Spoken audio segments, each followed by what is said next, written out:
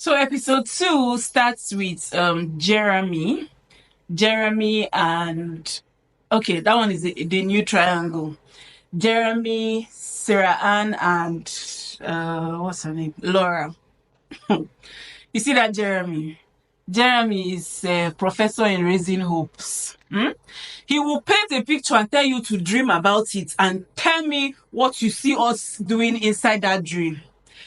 Um, eh, what do you think a perfect Christmas holiday will be like? As soon as he just drops that one, you will just drop the carrots. The girls will now hop on it and just run with it. Oh, I see us by the fire with our 2 children roasting marshmallows. They didn't say that too, but that's how they were dreaming. You come down with our Christmas pajamas. We'll take Christmas pictures, opening gifts. Come on, he will not be there. Actually, yes, allowing the girls to dream. Because when he was talking to Sarah, he said, I think something about living arrangements, and then he goes, oh, that he lives in a 4 bed. So he's thinking like, who will move in with whom? So that he lives in a 4 bed, and Sarah Ann is like, oh, I live in a 1 bed, so it's a no-brainer. I'm going to move in with you, okay? That's another dream. And then he goes, I just sold my last house, as okay, I just sold my last house, and I didn't want to buy another one until like kind of like I have a partner so that she gets until I have a partner so that she gets her say into, like, she makes her own input into getting the house, and not just like her just carrying her things and just moving into the house, basically, which is thoughtful. But if only you're not selling a dream. Sarah Ann, oh, as he said that word, Chineke, the girl, yeah, I like that. That was thoughtful.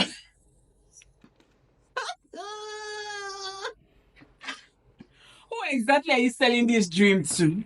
He will sell one dream to Laura and sell another one to Sarah Ann.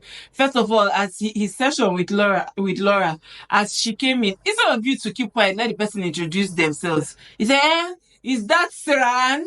Called the wrong name. That one first annoyed Laura first, because Laura Bunde Makwanda boss bitch, boss babe things.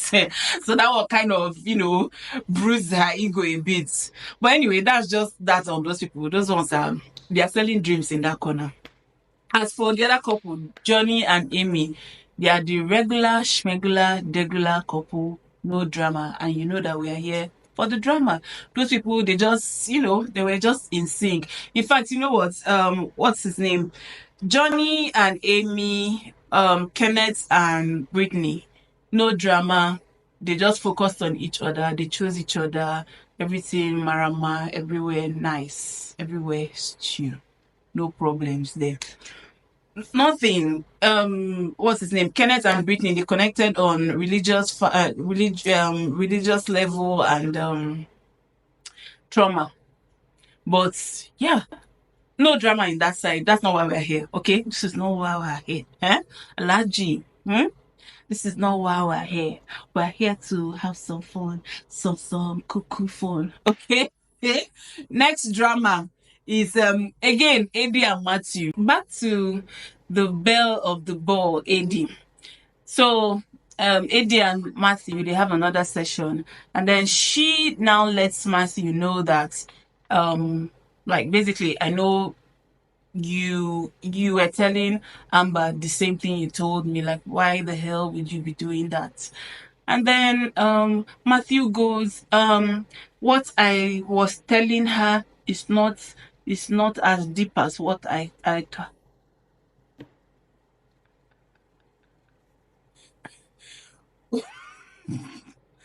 what I was telling her is not as deep as what I told you. Therefore, I told her I like her, but I told you I like you very, very much. Basically, that's what he's saying. Because it's not as if I did not tell her, but what I told her is not as intense as what I told you. Are you seeing? But anyway, he still found his way to sweet talk AD. AD, soft spoken girl. She's just like, okay, yeah, yeah. And then next thing, it pans to AD and Clay in their own session. AD, why the hell are you discussing Matthew with Clay? Why are you discussing your session with Matthew, with Clay, that is also trying to get with you? Are you trying to friend zone the guy? Because she goes, oh, today did not go well. Basically trying to update him on her triangle with Amber and Matthew. I don't understand. Because at that point, Clay too caught on because he was like, wait, hold up, pull up.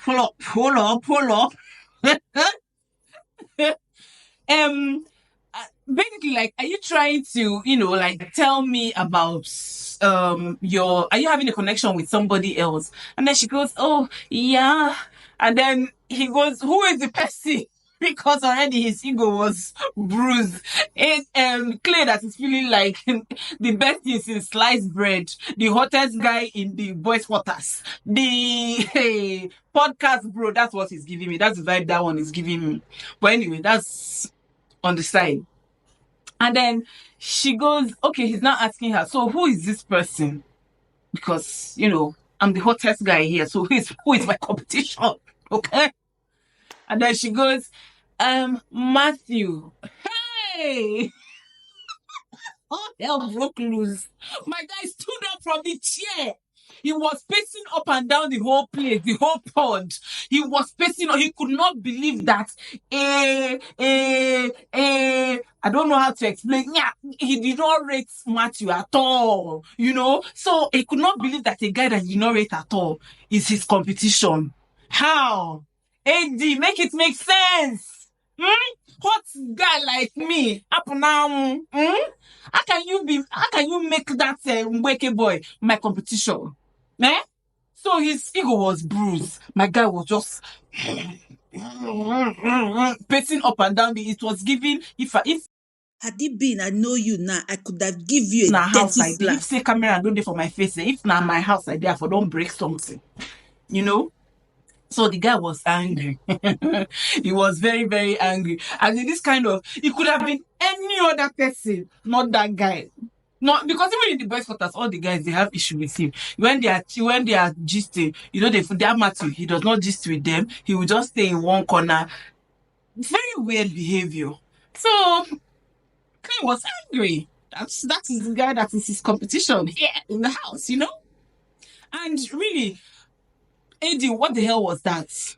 Why would you go and be discussing him? That means you don't take him serious. That's what it means. You are trying to friend zone him for you to go and be talking that rubbish. Somebody that is trying to, you are now go there. I had a terrible day. Is that what he asked you? Or you heard the Anyway, that one is on the side. Anyway, after those people, next thing, they now show Amber and AD. First of all, I don't know the head and the tail of that conversation.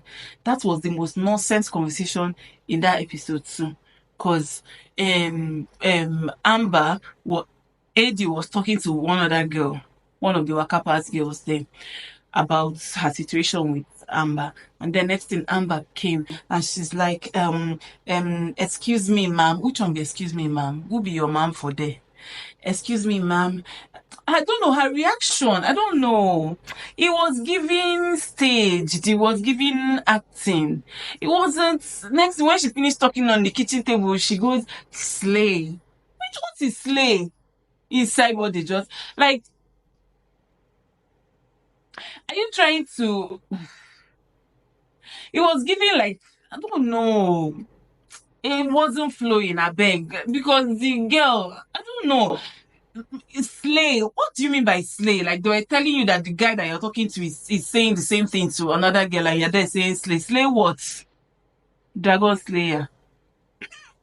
Anyway, next thing they show them again, they are talking, and then without even putting up a fight, she just goes, oh, I think it's my time to leave. In the history of Love is Blind, Love is Blind is a kill or be killed this thing. And I understand that some people they're like, I beg, I beg, I beg, if you know they walk or if the guy is playing, make I they go. But she gave up too easily. I don't know how to explain it. She wasn't even, and then even her, well, the part where she was talking, and then her hand gestures, she was, I don't know, she was trying to, would I say hip? Not hip, or like be in, I don't know, that from that slay to like excuse me, from excuse me ma'am to like slay, and then when she's talking, she's doing hand like this. I beg, I beg, I beg, I beg. It's unlike the girls there because obviously all of you know that you're dating the same person. So it's normal for one guy to like two people, one girl to like two guys. It's a normal thing. So how is it that you found out that maybe the guy don't get plenty lyrics, so he's telling you exactly the same thing, and if it's working, okay, good and fine for him. But how is it that you just found out that it's working for one person, and then that how did you just find out that he's telling another person the same thing, and then you're just like, oh, I can't deal with this, and basically that she was leaving the show, and then that she was there, oh, I love you, and then she was coming crying, saying, oh, I don't know if it's real, but I found it so fake. The tears, he looked forced. It was acting. I think she and Matthew, they were planted there for drama. That's just what it is, because the girl, she gave up too easily, and I don't know, the way she took it, she did not take it like someone that was serious to come and find husband, and then your supposed husband to be is telling another person the same thing. She took it too lightly. But anyway, that's just me. Let me know what you guys think. Then the next people, like I mentioned, Kenneth and Brittany, Schmegler, Degler, regular. Okay.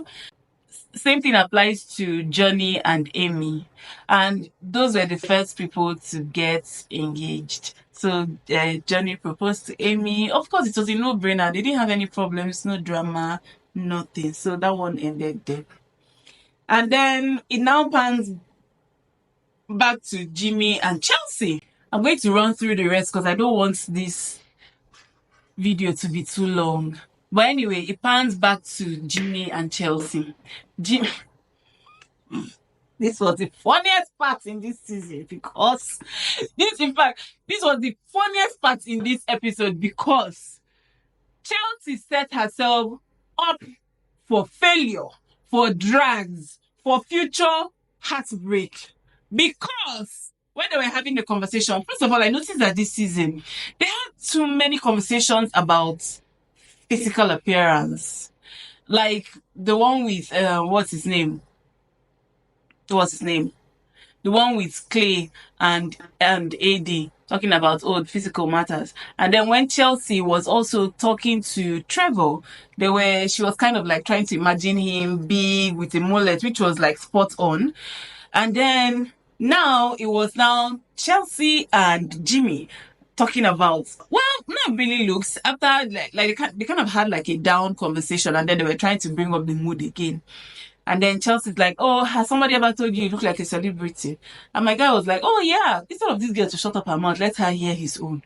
He just said, I also got the same compliments. So they told me that I look like Megan. She didn't say the Megan. She said MGK's girlfriend. I think that's Megan Fox's boyfriend. But next thing, Jim is like, Megan Fox?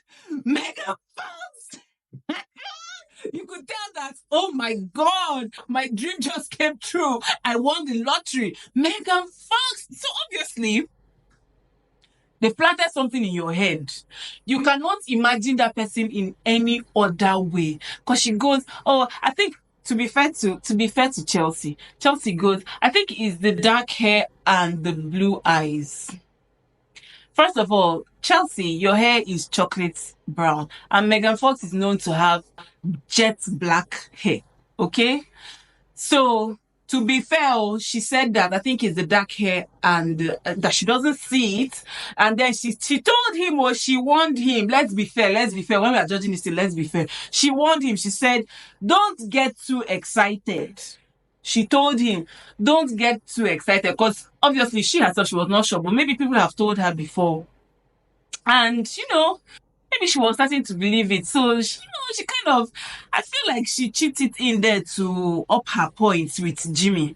But well, it is what it is because it sold. The guy's eyes opened. Wow, Megan Fox. So obviously he has already put Megan Fox's head on her neck. So any other thing that she was saying was not, any other thing any other person was saying was not entering his ear again. That was where she set her mark and set herself up for failure, which I know will come later. But if anything, it was given if Adele and Natalie Nunn had a baby, that would be Chelsea. But anyway, that was how my girl set herself up for drugs because if she had just kept quiet, she would have let the man continue to imagine until whenever they see. Next is who? Jimmy and Jessica. That one was busy selling dreams to her as well. She was dreaming, oh, how they are going to do this, how they are going to do that. But anyway, that one was just on the side. So as for honestly, Chelsea and Trevor's conversations, I cannot understand why Anyway, let me not let the cat out of the bag. But they always have a very good conversation. They flow very well, and that's that on that. Then next thing, the tension in the boys' quarters. You can cut it with a knife between what's his name, Clay and Matthew. Matthew was already. You see how the child that guy, something is wrong somewhere. Okay. Anyway, it pans again to Matthew and AD having their final conversation. And then Matthew comes in and he's like, oh, Amber left, right? He's angry that Amber left. But I thought you said what you told AD is deeper than what you told Amber. So why is it paining you that Amber left? And then he goes, oh, that America is on his side. Which one? What has America got to do with you putting yourself inside Love is Blind show, Bikono? America is on his side, that he knows he has won America. What was even America loves the underdog. I don't know how those two things related, but anyway, but obviously he was forming that he was upset that Amber had gone home, that he feels like he broke her heart on national television, and now he's about to do the same thing to Kedafai, to AD. Basically, he breaks things off with AD. And AD handled this very well because at the point, my girl, I'm sure she was even confused. Like, what's going on here? You they do, they do. If you know they do, make it they go. Let me face something else. So she handled it well. She was like, okay, bye, and stuff like that. I don't know why he would decide to leave the show because the girl you did not want left the show. If the one you still want is there, what's your problem? The next thing, he just enters the men's quarters. Bah, bah, bah. I'm done. I'm done. I'm gonna get Amber.